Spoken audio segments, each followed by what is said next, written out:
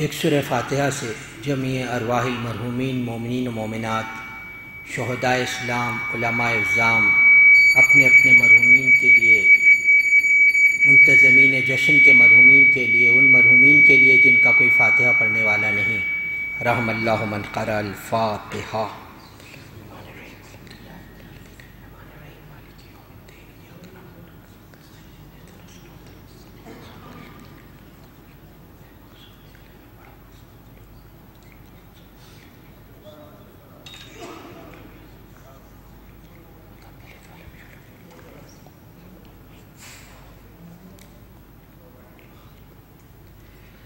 اعوذ باللہ السمیع العلیم من الشیطان اللعین الرجیم، بسم اللہ الرحمن الرحیم، الحمد للہ الذی ہدانا لہذا وما کننا لنہتدی لولا ان ہدانا اللہ، لقد جاءت رسل ربنا بالحق، الصلاة والسلام على النبي الأمي مكي المدني عربي القرشي الرسول المسدد والمصطفى الأمجد محمود الأحمد أبو القاسم محمد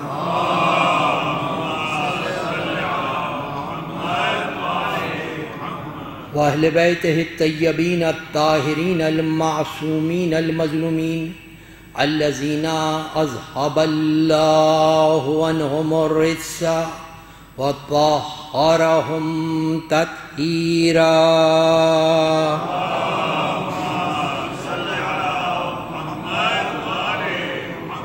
لا سيما بقية الله في الأرضين الامام المنتظر والحجت ثانی عشر، آیت اللہ العظمی والحجت الکبری، روحی وارواح العالمین لتراب مقدمہ الفدا، ولعن اللہ علی اعدائہم وعلی غاصب حقوقہم وعلی منکر فضائلہم من الآن الی قیام یوم الدین۔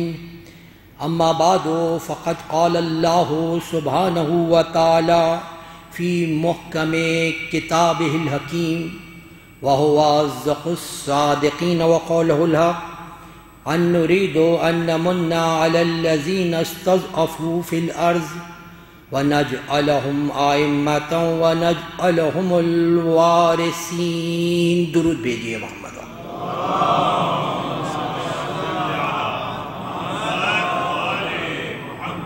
مومنین، سب سے پہلے میں اپنی جانب سے، آپ تمام مومنین کی جانب سے، منتظمین جشن کی جانب سے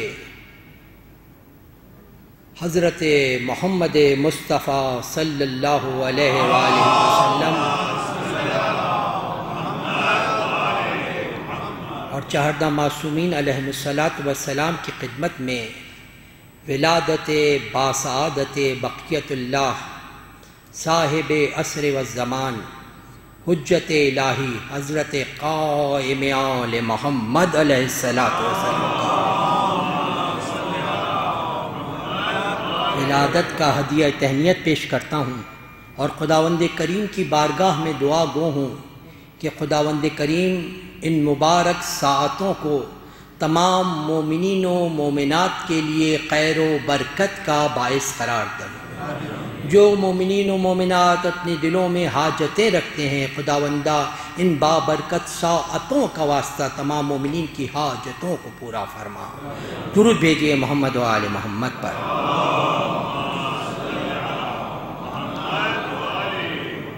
سورہ مبارکہ قصص کی 5ویں آیہ وافی ہدایہ، جس میں خلاق عالم اپنے ارادے کا ذکر کرتے ہوئے ارشاد فرما رہا ہے کہ ہم نے یہ ارادہ کیا ہے کہ جن لوگوں کو زمین پر کمزور کر دیا گیا ہے، ہم انہیں اس دنیا کی پیشوائی عطا کریں گے، اور اس دنیا کا وارث ہم انہیں بنائیں گے۔ تو یہ آئے وافی ہدایہ وہ ہے کہ خلاق عالم واضح طور پر بتا رہا ہے کہ یہ ارادہ الہی ہے، اور اگر خدا کا ارادہ پورا نہ ہو تو پھر کس کا ارادہ پورا ہوگا؟ یہ خدا کا ارادہ ہے۔ اور ایک مقام پر نہیں، بار بار خلاق عالم نے وعدہ فرمایا ہے۔ سورہ نور میں ارشاد فرمایا وَعَدَ اللَّهُ الَّذِينَ آمَنُوا مِنْكُمْ وَعَمِلُوا الصَّالِحَاتِ لَيَسْتَخْلِفَنَّهُمْ فِي الْأَرْضِ۔ یہ ہم نے وعدہ کیا ہے۔ کن لوگوں سے وعدہ کیا ہے؟ ان لوگوں سے وعدہ کیا ہے جو ایمان رکھتے ہیں، عمل صالح کی منزل پر ہیں، کہ ہم یقیناً زمین کی خلافت انہیں عطا کریں گے، زمین کی خلافت ہمیں عطا فرمائیں گے۔ یہاں پر وعدہ کیا، اور دوسرے مقام پر خلاق عالم نے، یعنی دیکھیے یہ مسلسل عہد الہی ہے، یہ خداوند کریم کا ارادہ ہے جس کا اظہار خلاق عالم بار بار فرما رہا ہے۔ اور کبھی سورہ توبہ میں کہا، کبھی سورہ صف میں کہا، کبھی سورہ فتح میں انہی الفاظ کو بار بار تکرار کرا کے ہمیں متوجہ کیا کہ تم یاد رکھو یہ چیز ہونے والی ہے۔ هو الذی ارسل رسولہ بالہدی ودین الحق لیظہرہ علی الدین کلہ ولو کرہ المشرکون۔ ہم نے اپنے رسول کو بھیجا ہی اس لیے، هو الذی ارسل، ہم نے بھیجا ہی اپنے رسول کو اس لیے، کس لیے بھیجا؟ تاکہ وہ اس دین کو تمام ادیان پر غالب کر دیں، چاہے مشرکین کو کتنا ہی برا کیوں نہ لگے۔ تو آپ نے دیکھا بار بار خداوند کریم کہیں اپنے ارادے کا باعث کر رہا ہے، کبھی پیغمبر کی بعثت کا باعث قرار دے رہا ہے کہ یہ مقصد ہے ہمارا کہ ہم زمین کی حکومت عطا کریں گے، یہ مقصد ہے ہمارا کہ ہم اس دنیا پر دین غالب آ کر رہے گا۔ اب یہی سوال پیدا ہوتا ہے کہ کیا عالم ممکنات میں یہ چیز وقوع پذیر ہوئی ہے؟ کیا کوئی ایسا وقت آیا ہے کہ زمین پر فقط دین الہی کا چرچا ہو؟ کیا کوئی ایسا وقت آیا ہے کہ کمزور لوگوں کو دنیا کی حکومت عطا کر دی گئی ہو؟ کیا خداوند کریم کا یہ وعدہ اب تک وفا ہوا ہے؟ تو معنوی طور پر تو الگ بحثیں ہیں، وہ مفسرین جانے، ان کا کام جانے، لیکن جہاں پر بھی خداوند کریم یہ دین کلہ کی اصطلاح کو استعمال کرتا ہے، وہاں مراد یہ ہے کہ فزیکلی طور پر غالب آنے سے مراد ہے، فزیکلی طور پر دین غالب آئے۔ تو تاریخ انسانیت گواہ ہے کہ اب تک کوئی ایسا دور نہیں گزرا کہ جب دین اسلام تمام ادیان پر اس طریقے سے غالب آ جائے کہ فقط دین ہی دین ہو، اسلام ہی اسلام ہو، کفر و نفاق کا کہیں پتہ نہ ہو۔ تو جب یہ پتہ چل گیا کہ ایسا وقت ابھی تک نہیں آیا ہے تو اب تمام انتظار کر رہے ہیں اسی وقت کے آنے کا کہ جب دین اسلام اس طریقے سے غالب آ جائے گا، عدل و انصاف اس طریقے سے چھا جائے گا کہ مثالاً کہا جاتا ہے کہ شیر اور بکری ایک ہی گھاٹ پر پانی پڑے، جہاں ہر طرف عدل و انصاف کا چرچا ہوگا، کوئی ظلم نہیں کر سکے گا، ظلم و زیادتی کا خاتمہ ہو جائے گا۔ تو پھر اب اس کے انتظار آپ بھی کر رہے ہیں، ہم بھی کر رہے ہیں، اور فقط ہم ہی نہیں، ائمہ طاہرین بھی اس وقت کا انتظار کر رہے ہیں، اور اس گھڑی کے انتظار کا سب منتظر ہیں، اسی ہستی کی ولادت کی آج دن ہم منا رہے ہیں۔ درود بھیجئے محمد وآلہ اسی ہستی کی ولادت کا دن ہے، اور تاریخ عالم گواہ ہے۔ اگر انسان تاریخ کا مطالعہ کرے، تاریخ گواہ ہے کہ ہمیں تاریخ میں فقط دو شخصیتیں ایسی ملتی ہیں کہ جہاں پر بار بار بشارت بھی دی گئی، انتظار بھی کرایا گیا، اور اس چراغ کو بجھانے کی کوشش بھی کی گئی۔ دو شخصیتیں تاریخ میں ملتی ہیں تاریخ کے مطالعے سے۔ ایک اول محمد ہے اور ایک آخر محمد ہے۔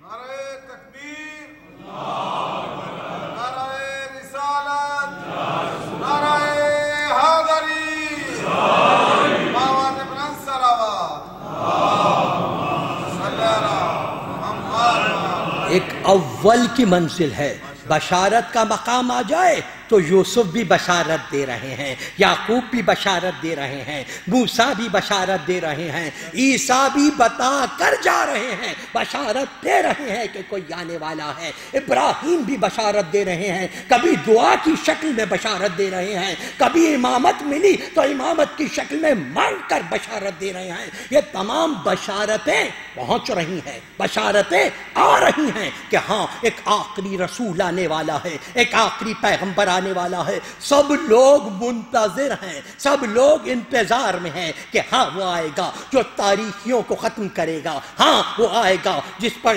رسالت کا خاتمہ ہوگا، احکام کو پہنچائے گا۔ اور اس کے ساتھ ساتھ تاریخ اس بات کی گواہی بھی ہے کہ جہاں جہاں یہ نور پیغمبر جاتا رہا، میں پیغمبر اکرم کی سیرت کے سلسلے میں عرض بھی کر چکا ہوں، جہاں جہاں یہ نور جاتا رہا وہاں پر دشمنوں کی کوشش ہوتی رہی کسی طریقے سے اس نور کو بجھا دیا جائے، کسی طریقے سے اس کو خاموش کر دیا جائے، اس کو عالم شہود میں نہیں آنے دیا جائے۔ دشمنوں کی کوششیں برابر چلتی رہیں، دشمنوں کا سلسلہ برابر چلتا رہا، مگر خداوند کریم جب اپنی کسی چیز کو کمال کی منزل تک پہنچانا چاہتا ہے، اتمام کی منزل تک پہنچانا چاہتا ہے، تو پھر خداوند کریم اسی طریقے سے انتظار کرتا ہے کہ دشمن تیوریاں بدلتا رہ گیا، لیکن 17 ربیع الاول کو حضور قطبی مرتبت حضرت احمد مجتبی محمد مصطفیٰ صلی اللہ علیہ وسلم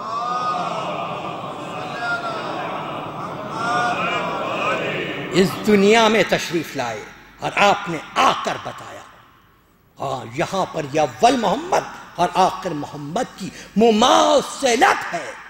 آخری محمد کے لیے بھی یہی ہے کہ جتنی بشارتیں ائمہ معصومین علیہ السلام کی مسلسل امام زمانہ کے لیے ہیں، اور کسی مسئلے پر اور کسی رکن کی منزل پر ہمیں اتنی بشارتیں اور اتنی تیاری نہیں کرائی گئی جتنی تیاری اس امر کی ہم سب کو کرائی گئی ہے۔ اور آج ہم اسی ہستی کی ولادت کا جشن منا رہے ہیں۔ وہ ہستی سن 255 ہجری 15ویں شعبان کی صبح صادق کا وقت، یہ وہ پر نور وقت ہے۔ جناب حکیمہ خاتون بیان فرماتی ہیں کہ میں حضرت امام حسن عسکری علیہ السلام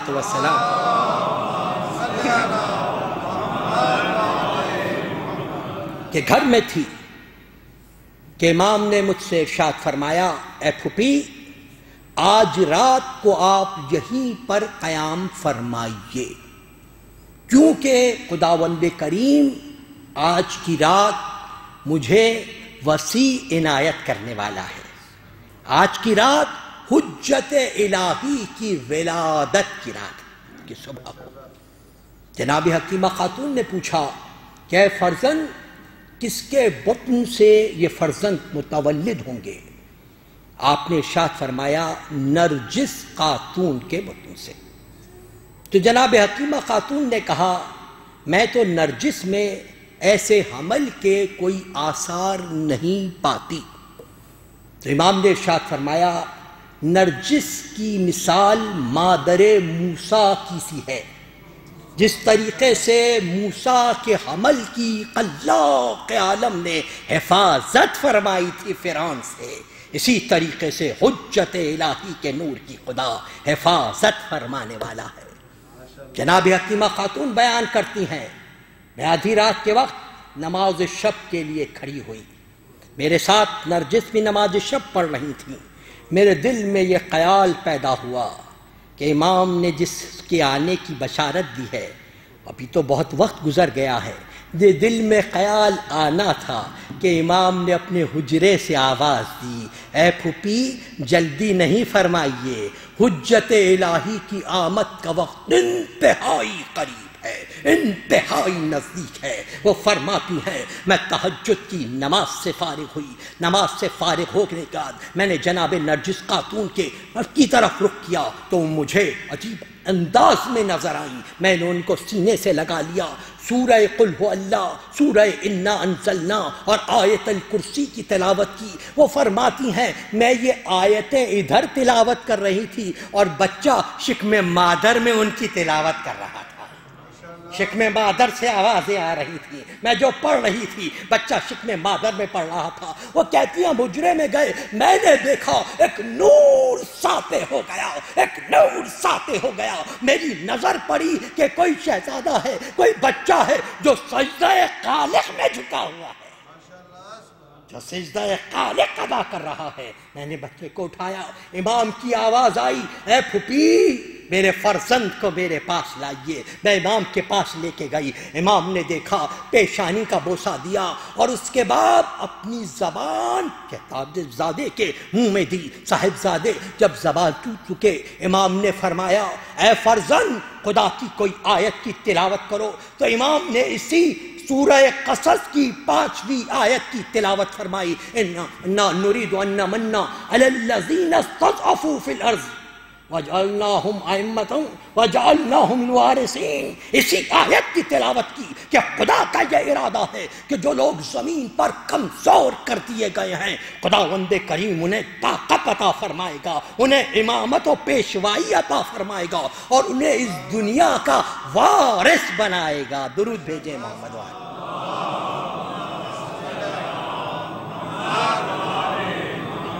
وہ بیان فرماتی ہیں ہم ابھی ذکر ہی کر رہے تھے کہ میں نے دیکھا کچھ سبز رنگ کے طائر آئے، انہوں نے آ کر ہمارے گرد حلقہ کر لیا، ہمارے گرد حلقہ کر کے چکر لگانے لگے۔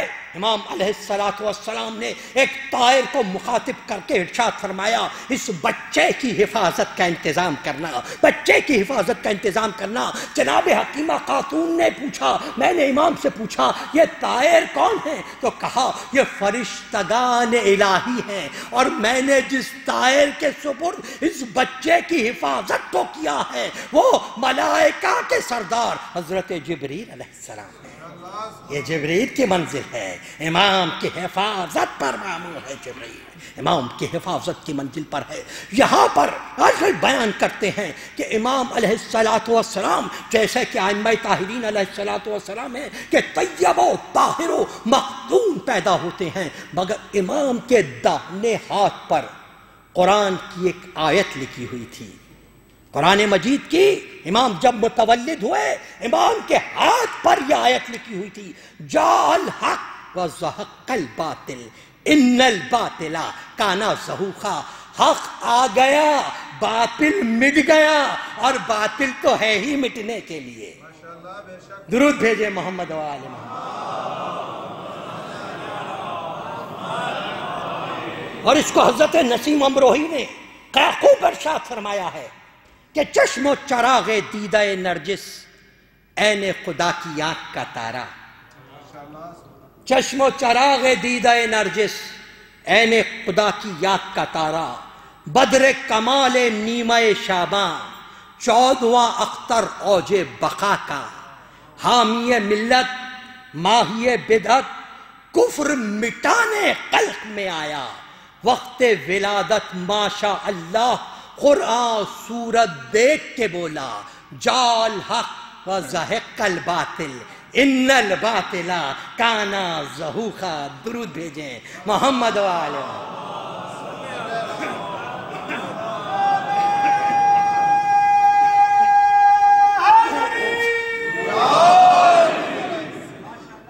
حق آ گیا، باطل مٹ گیا، اور باطل تو ہے ہی مٹنے کے لیے۔ اس امام کی ولادت ہے، اور کیا کہنا اس امام علیہ السلام کا، یہ خدا کی طرف سے انتظام تھا کہ ولادت کو پوشیدہ رکھا گیا۔ فقط کچھ افراد ہیں صحابی امام حسنی عسکری جن کے نام موجود ہیں، جن کو دیدار کا شرف حاصل ہوا۔ 3 سال کی عمر میں احمد بن اسحاق بیان کرتے ہیں کہ میں چند اصحاب کے ساتھ امام حسن عسکری علیہ السلام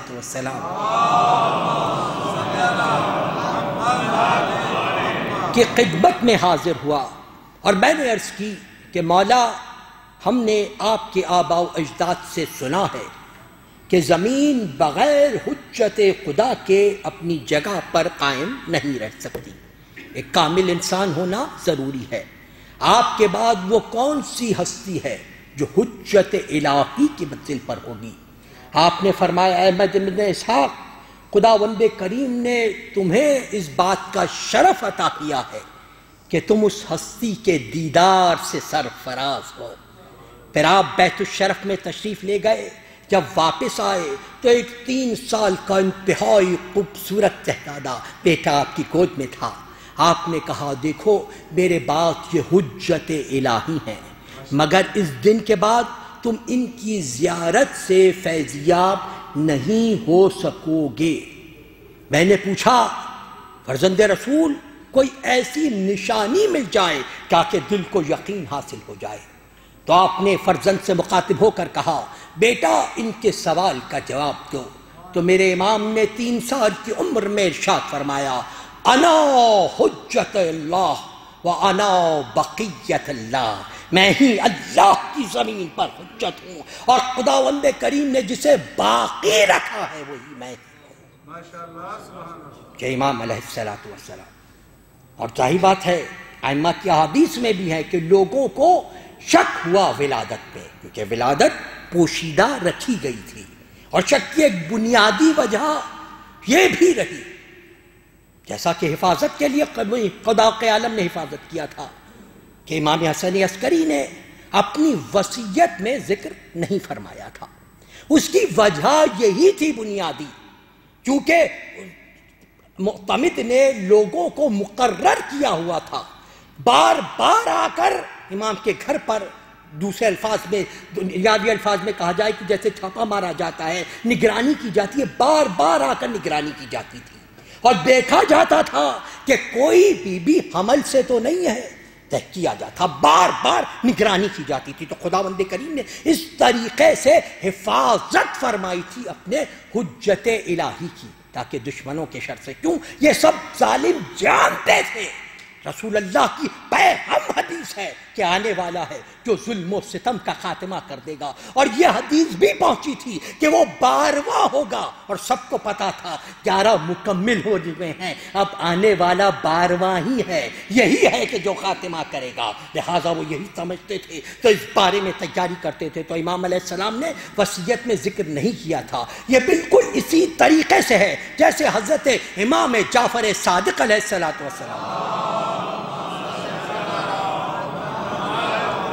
اپنی وصیت میں امام موسی کاظم کا ذکر نہیں کیا تھا، کیوں کہ بادشاہ نے حکم دیا تھا منصور عباسی نے کہ اگر جعفر صادق نے کسی کو اپنا وصی مقرر کیا ہے تو جاؤ اسے قتل کر دو۔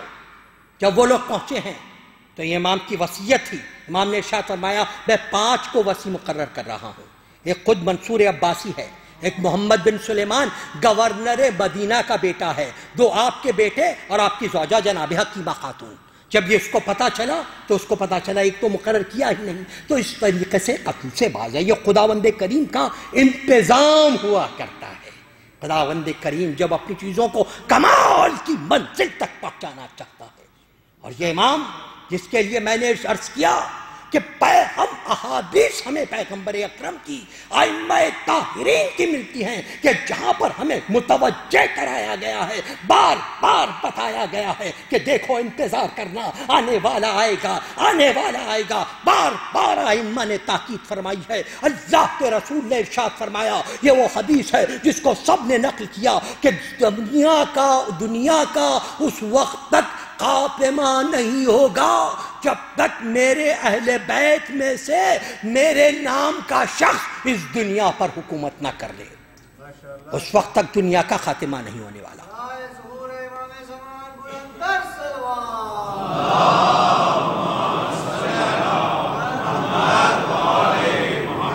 اللہ کے رسول حضور ختمی مرتبہ حضرت احمد مجتبی محمد مصطفیٰ صلی اللہ علیہ وسلم، حضور اکرم نے ارشاد فرمایا مجھے قسم ہے اس ذات کی جس نے مجھے بشارت دینے کے لیے مبعوث کیا ہے، قائم میرا بیٹا ہے اور وہ اس عہد کے مطابق غیبت اختیار کرے گا جو عہد اس تک پہنچے گا۔ اس کی غیبت اتنی طولانی ہوگی کہ بعض افراد یہ کہنے لگیں گے کہ اللہ کو آل محمد کی ضرورت نہیں ہے۔ اس زمانے میں بہت سے لوگ دین سے خارج ہو جائیں گے، مگر وہی کہ جس نے اپنے ایمان کو مضبوط رکھا ہو اور شک کے ذریعے سے شیطان کو اپنے اندر آنے کی اجازت نہ دی ہو، کیونکہ یاد رکھو شیطان تمہارا ازلی دشمن ہے، یہ اللہ کے رسول نے ارشاد فرمایا۔ اور امیر المومنین حضرت علی بن ابی طالب علیہ السلام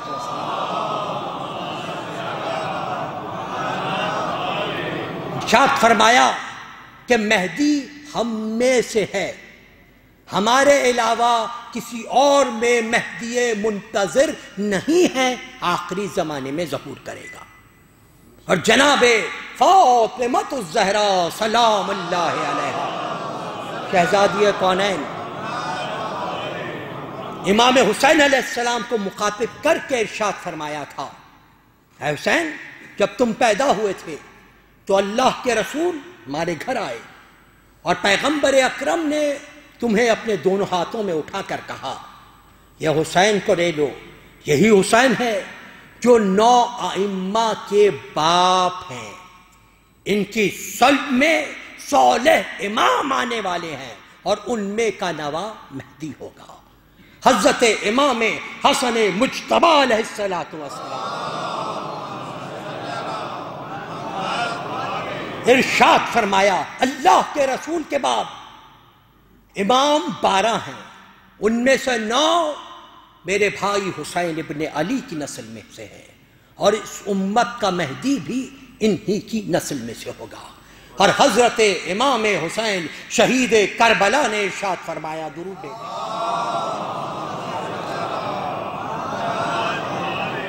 رسول کے بعد امام 12 ہوں گے، پہلے علی ابن ابی طالب اور میری نسل میں درود بھیجے محمد والے، اور میری نسل میں سے 9 قائم آل محمد ہوں گے۔ خداوند کریم ان کے وجود کی برکت سے مردہ زمین کو زندہ، غیر آباد کو آباد کر دے گا، اور دین الہی کو تمام ادیان پہ غلبہ نصیب فرمائے گا، کہ چاہے کفار و مشرکین کو کتنا ہی برا کیوں نہ لگے۔ پھر ارشاد فرمایا قائم کی غیبت طولانی ہوگی، اتنی طولانی ہوگی کہ بہت سے لوگ دین سے خارج ہو جائیں گے، وہی دین پر قائم رہیں گے جنہوں نے اپنے عقیدے کی حفاظت کی ہے۔ ان کو سرزنش کی جائے گی، ان کو تانا دے کر کہا جائے گا کہاں ہے تو تمہارا قائم آل محمد جو دنیا میں انقلاب برپا کرنے والا ہے۔ بس اس زمانے میں جو اپنے دین کی حفاظت کرے، تانوں تشنوں کو برداشت کرنے کے باوجود دین پر ثابت قدم رہے، اس کی مثال ایسے ہی ہے کہ جیسے پیغمبر اکرم کی معیت میں عالم جہاد میں شریک رہا ہو، یہ اس کی فضیلت ہے۔ اور حضرت امام زین العابدین علیہ السلام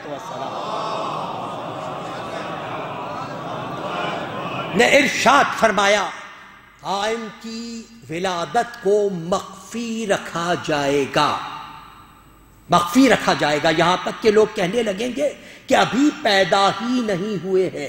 اس کی ایک وجہ یہ بھی ہے کہ جب وہ تلوار سے جہاد کا آغاز کریں تو کسی کی بیعت کا طوق ان کی گردن پہ نہ ہو۔ اور حضرت امام محمد باقر علیہ السلام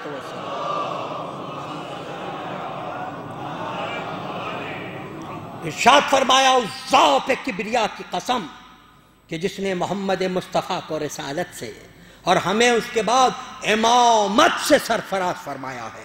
یہ امامت وہ عہدہ ہے جو خدا سے ہمیں ملا ہے۔ رسول کے بعد امام 12 ہیں، ان میں سے پہلے علی ابن ابی طالب اور 9 حسین ابن علی کی نسل سے ہوں گے، کہ جن میں کا آخر قائم مہدی ہوں گے جو آخری زمانے میں قیام کریں گے۔ اور حضرت امام جعفر صادق علیہ السلام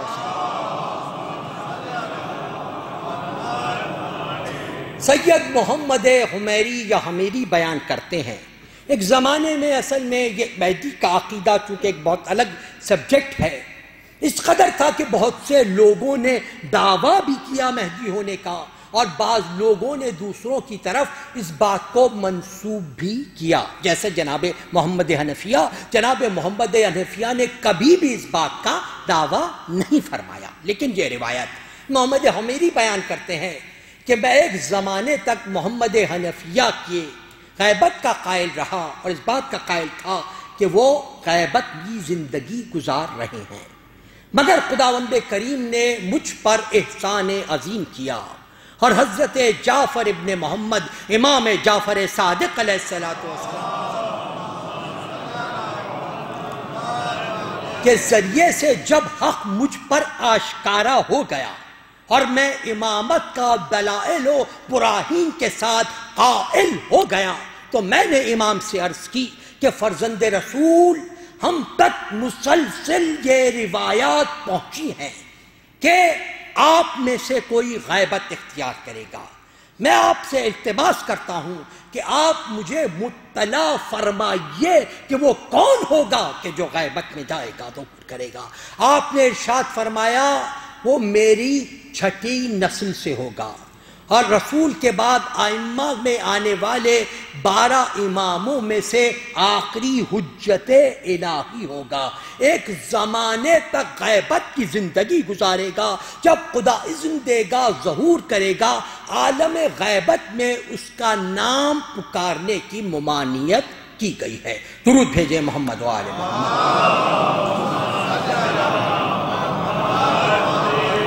اور حضرت امام موسی کاظم علیہ السلام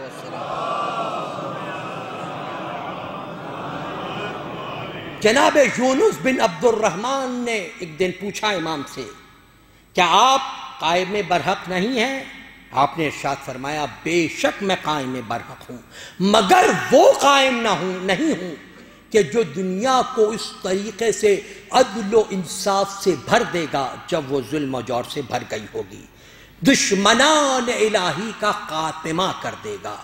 وہ میری 5ویں نسل سے ہوگا، اس کی غیبت طولانی ہوگی، یہاں تک کہ لوگ بہت سے منکر ہو جائیں گے۔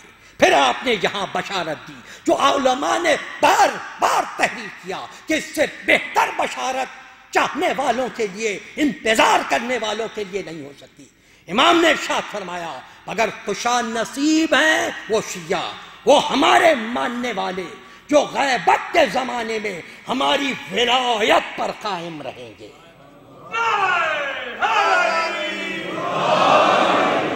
ہماری ولایت پر قائم رہیں گے اور ہم سے محبت اور ہمارے دشمنوں سے بیزاری میں ثابت قدم رہیں گے۔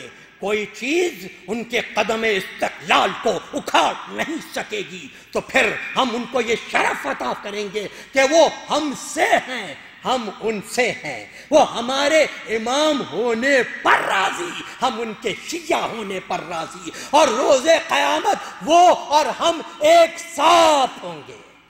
یہ بشارت ہے ان لوگوں کے لیے۔ اور حضرت امام علی ابن موسی رضا علیہ السلام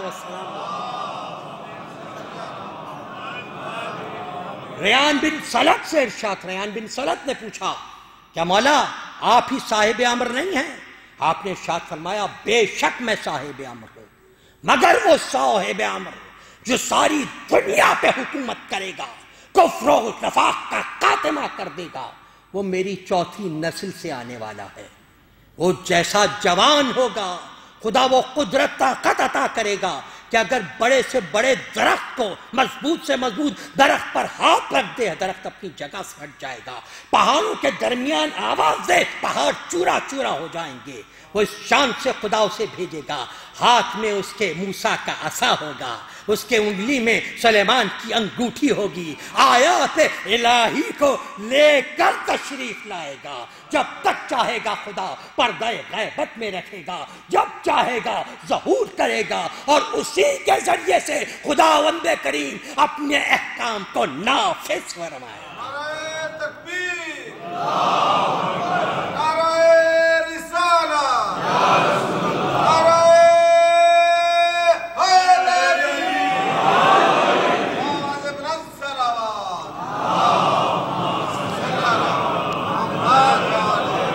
اور حضرت امام محمد تقی علیہ السلام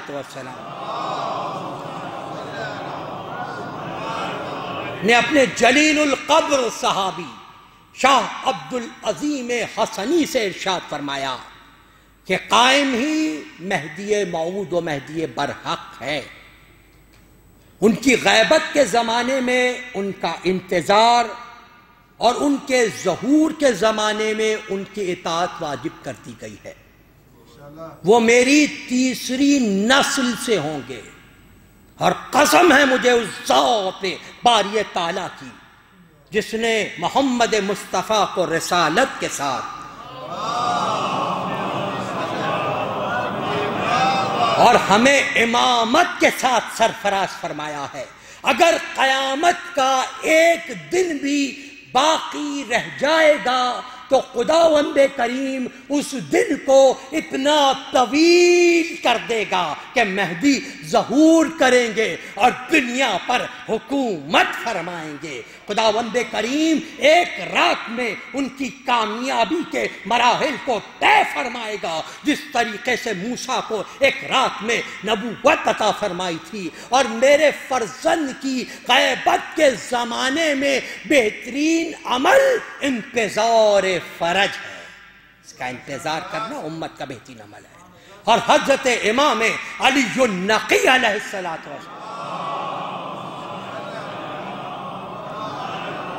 نے ارشاد فرمایا میرے بعد میرا بیٹا حسن، اس کے بعد ان کے فرزند حجت الہی ہوں گے، اور وہی ہوں گے جو دنیا میں عدل و انصاف قائم کریں گے۔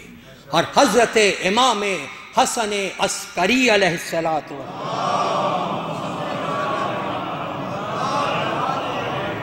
موسیٰ بن محمد بغدادی سے ارشاد فرمایا کہ میں دیکھ رہا ہوں میری شہادت کے بعد تم لوگ میرے وارث کون ہے اس میں آپس میں جرح کر رہے ہو، شک میں پڑے ہوئے ہو۔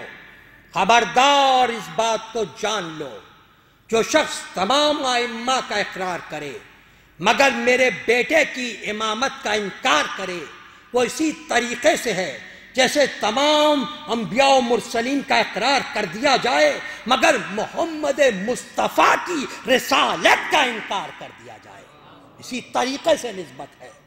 اور جان لو جو ہمارے اول کا مقام ہے وہی ہمارے آخر کا مقام ہے۔ جس نے اول کا انکار کیا اس نے آخر کا انکار کیا، جس نے آخر کا انکار کیا گویا اس نے اول کا انکار کیا۔ ہم سب ایک منزل پر ہیں، اور یہ بات جان لو غیبت بہت طولانی ہونے والی ہے۔ اس غیبت کے زمانے میں بہت سے لوگ دین سے پھر جائیں گے، مگر ہاں وہ خداوند کریم جس کے دین کی حفاظت فرمائے۔ تو آپ نے دیکھا یہ ائمہ طاہرین علیہ السلام ہمیں بار بار متوجہ کر کے گئے، دیکھو توجہ رکھنا، دیکھو توجہ رکھنا، وقت کے آناد ہے، طویل ہوگا وقت، کبھی دین سے ہٹ نہ جانا، گھبرا نہ جانا، پریشان نہ ہو جانا، پریشانی آنے والی ہے، پریشانی آنے والی ہے، دین پر قائم رہنا۔ اب یہاں پر دو جملے مختصر زحمت ہے، وقت تمام ہو رہا ہے کہ غیبت کی وجوہات کیا ہیں، ایک غیبت کی وجہ اور اس کے بعد آپ دیکھیں بہت فلسفہ غیبت خود ایک بہت ڈیٹیل میں سبجیکٹ ہے۔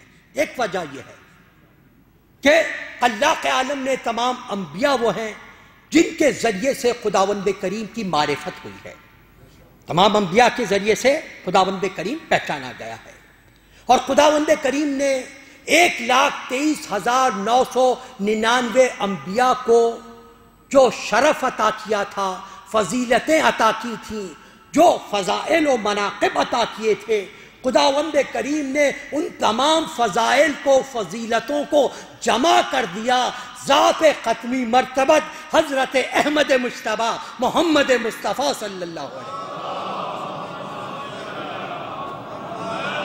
حضور اکرم کی ذات میں ان تمام فضیلتوں کو جمع کر دیا، اور اس کے سوا خداوند کریم نے اپنی ذات کا مظہر حضور کی ذات کو قرار دیا۔ اب حضور تمام انبیاء کے کمالات کا جامع بھی ہیں، اور خداوند کریم کی ذات کا، صفات الہی کا مظہر بھی ہیں۔ حضور جب دنیا سے جا رہے ہیں تو آپ کے بعد یہ تمام صفات و کمالات امیر المومنین حضرت علی ابن ابی طالب علیہ الصلوۃ والسلام کی ذات اقدس میں جمع ہو گئی۔ ذاتی کمالات کے ساتھ تمام اوصاف کے مالک امیر المومنین تھے۔ امیر المومنین واحد ہستی تھی جو تمام صفات کے کمالات کے عامل۔ آپ کے بعد یہ صفات و کمالات ہوتے ہوئے پہنچی ہیں حضرت قائم آل محمد علیہ الصلوۃ والسلام۔ تو اب اگر یہ ہستی بھی دنیا سے چلی جائے تو تمام انبیاء کے کمالات و اوصاف اس دنیا سے اٹھ جائیں، اور خدا کی معرفت کا جو سب سے بڑا ذریعہ ہے وہ ختم ہو جائے۔ لہذا یہ ضروری تھا اسے باقی رکھا جائے، اور اسی لیے حضرت ابراہیم علیہ السلام کے لیے خداوند کریم ارشاد فرماتا ہے کلمۃ الباقیہ فی عقبہ، اے ابراہیم ہم نے آپ کی ذریت میں کلمہ باقیہ قرار دیا۔ حضرت ابراہیم کو یہ شرف حاصل ہوا۔ کیسے کلمہ باقیہ قرار دیا؟ حضرت ابراہیم کی نسل 2 فرزندوں سے چلی، حضرت اسحاق علیہ السلام سے نسل بنی اسرائیل، انبیاء بنی اسرائیل، حضرت موسیٰ حضرت عیسیٰ تک پہنچے۔ حضرت عیسیٰ دشمنوں نے سمجھا ہم ان کے چراغ کو گل کر دیں گے، خداوند کریم نے انہیں آسمان پر اٹھا لیا، آسمان پر اٹھا لیا۔ خدا کہہ رہا ہے ہم کلمہ باقیہ تمہاری عقبت میں قرار دیں گے۔ ایک فرزند سے اٹھایا، آسمان کو محفوظ کر دیا، آسمان کی حفاظت کی۔ اب اس کے بعد دوسرے فرزند جناب اسماعیل علیہ السلام سے ذریت میں حضور ختمی مرتبت حضرت احمد مجتبیٰ محمد مصطفیٰ صلی اللہ علیہ وسلم۔ حضور اکرم تشریف لائے، ابراہیم کی پہلی نسل سے ایک کو غیبت کے پردے میں خدا لے جا چکا ہے، تو اب ضرورت تھی، چونکہ اسی نسل سے کلمہ باقیہ آنے والا ہے، لہٰذا اس نسل سے بھی کسی کو پردہ غیبت میں اس طریقے سے خدا لے جائے کہ جب وقت ضرورت آئے اس کو دنیا میں بھیجے۔ تو چونکہ آسمان پر عیسیٰ موجود تھے، لہٰذا زمین کی حفاظت کے لیے ذریت ابراہیم قائم آل محمد کا انتخاب کیا گیا۔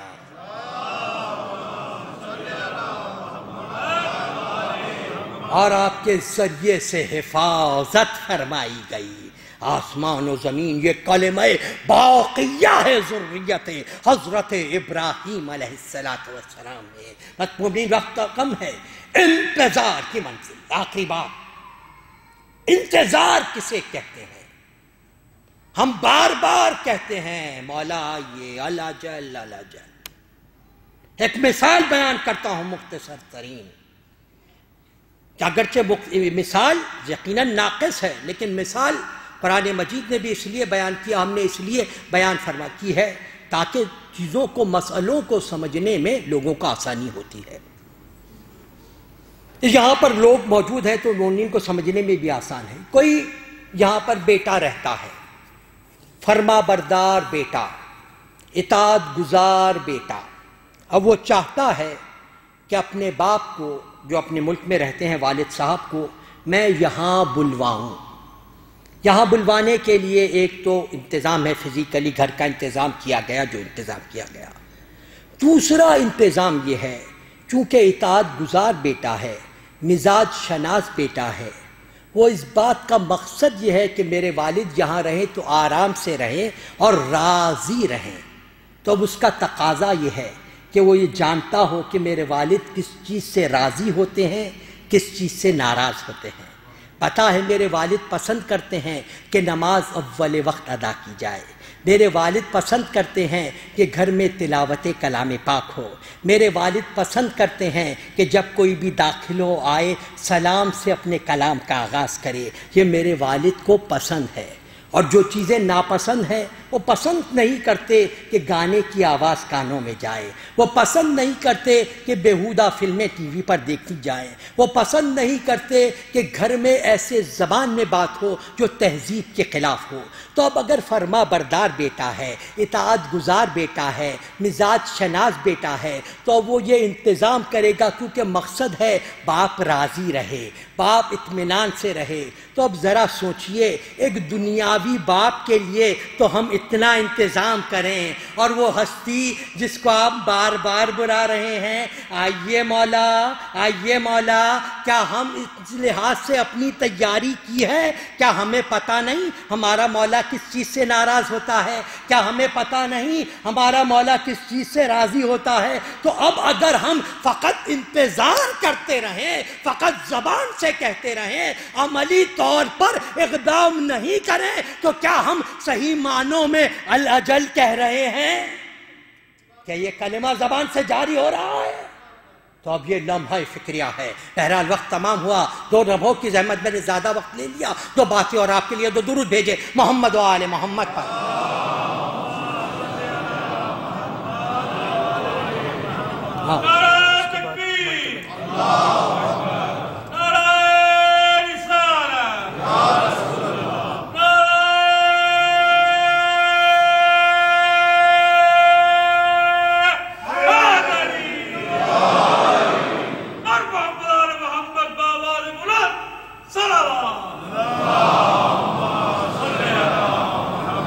وارث جہاں بھی شہ جبرائیل بھی، دنیا کا محتسب بھی ہمارا وکیل بھی، تو عقل بھی جنوں بھی جمال و جمیل بھی، پردے میں ہے وجود خدا کی دلیل بھی۔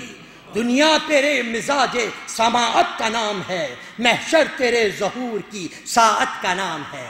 اے باغ عسکری کے مقدس ترین پھول، اے کعبہ فروع اعظاں قبلہ اصول، آ ہم سے کر خراج دل و جاں کبھی وصول، تیرے بغیر ہم کو قیامت نہیں قبول۔ دنیا نہ مال و زر نہ وزارت کے واسطے، ہم جی رہے ہیں تیری زیارت کے واسطے۔ مولا تیرے حجاب معانی کی خیر ہو، تیرے کرم کی تیری کہانی کی خیر ہو، تیرے کرم تیری روانی کی خیر ہو، نرجس کے لال تیری جوانی کی خیر ہو۔ ممکن ہے موت اپنی نہایت قریب ہو، ایک شب کو قوب ہی میں زیارت نصیب ہو۔ اب بڑھ چکا ہے دل و جاں میں اضطراب، پیدا ہے شش جہاد میں آثار انقلاب، اب ماند پڑ رہی ہے زمانے کی آب و تاب، اپنے رخ حسین سے اٹھا تو بھی اب نقاب۔ ہر سو یزیدیت کی کدورت ہے ان دنوں، مولا تیری شدید ضرورت ہے ان دنوں۔ ہے تیرے اختیار میں قدرت کی مرضیاں، تیرے سوا کسی سے امیدیں ہیں فرضیاں، دیکھی جانتا ہے تو حاجات غرضیاں، پھر بھی اس لیے تجھے لکھتے ہیں عرضیاں کہ ان پہ تو دستخط جو کرے اپنی عید ہو، کاغذ یہی بہشت بری کی نوید ہو۔ ان اللہ و ملائکتہ یصلون علی النبی یا ایھا الذین آمنوا صلوا علیہ وسلموا تسلیما۔